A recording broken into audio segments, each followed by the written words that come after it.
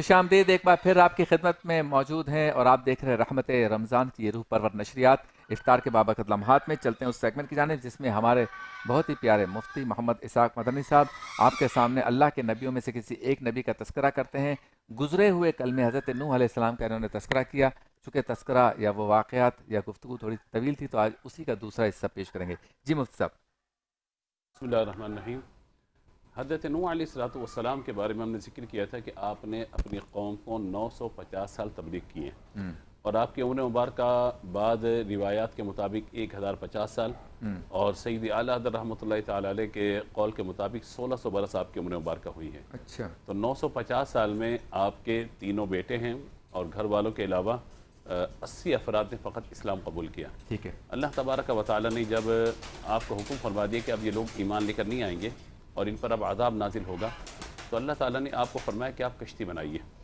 वस्नाइल फुल्क कुरान पाक में सूरह हूद में बयान फरमाया गया। तो आपने कश्ती बनाना शुरू की और वो कश्ती जो है 2 साल के अंदर तैयार हुई। अब कश्ती जब बना ली तो वो 3 मंजिला थी, यानी निचला हिस्सा ऊपर का और उसके ऊपर वाला, ग्राउंड फर्स्ट और सेकंड फ्लोर समझिए ऐसा।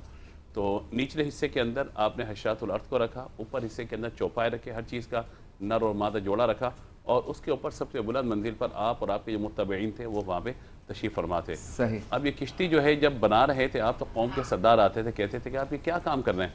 तो आपने फरमाया कि मैं किश्ती बना रहा हूँ। कहा ये क्या है? कहा कि मैं इसमें बैठूँगा और ये पानी पर चलने वाली होगी। उन्होंने कहा हमारे अतराफ़ में तो पानी मौजूद ही नहीं है। तो फरमाया अन करीब तुम्हें अल्लाह तबारक व तआला की तरफ से ये पैगाम आएगा कि तुम ईमान लाओ वरना तुम हलाक कर दिए जाओगे, और ये किश्ती फिर पानी पे चलती होगी, तुम सब हलाक को बर्बाद कर दिए जाओगे। अल्लाह। तो जब अज़ाब का वक्त आया तो अल्लाह तबारक व तआला ने आपको फरमाया कि आप अपने मुत्तबईन को तमाम को किश्ती में सवार करें। आप सवार हो गए हत्ता इज़ा जाअ अमरुना फ़ारत तन्नूर।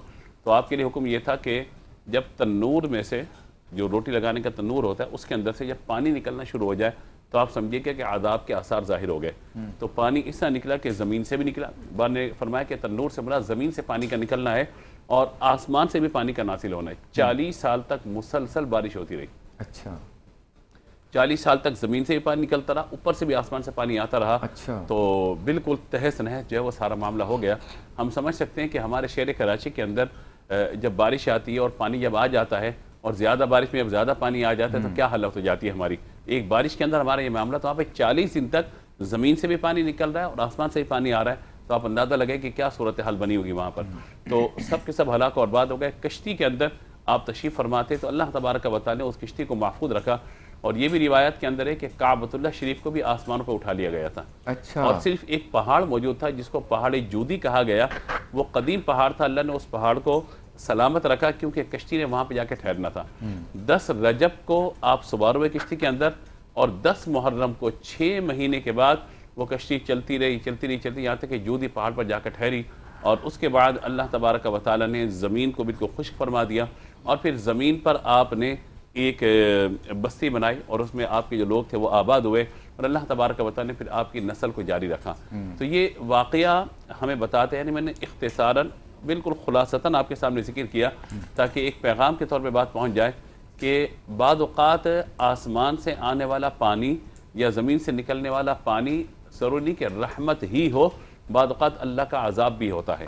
तो ये हमें देखना चाहिए, गौर करना चाहिए। इंशाअल्लाह जब आइंदा हम कौम लूत के, कौम आद के और कौम सालेह का जिक्र करेंगे, कौम समूद का जिक्र करेंगे, तो इंशाअल्लाह उन चीज़ों को हम जिक्र करेंगे कि बाद औक़ात एक बंदे की नाफरमानी पूरी कौम पर अल्लाह के अज़ाब के नाज़िल होने का सबब बन जाती है। तो ये चीज़ें हमें बताती हैं जो कुरान पाक के वाक़यात हैं। और यहाँ इस सूरह मुबारक हज़रत नूह अलैहिस्सलाम के ज़िक्र में जो हमने बातें डिस्कस की उनमें ये बात बड़ी अहमियत की हामिल है कि अल्लाह तबारक व तआला ईमान वालों को बहरहाल नजात अता फरमाता है और बचा लेता है।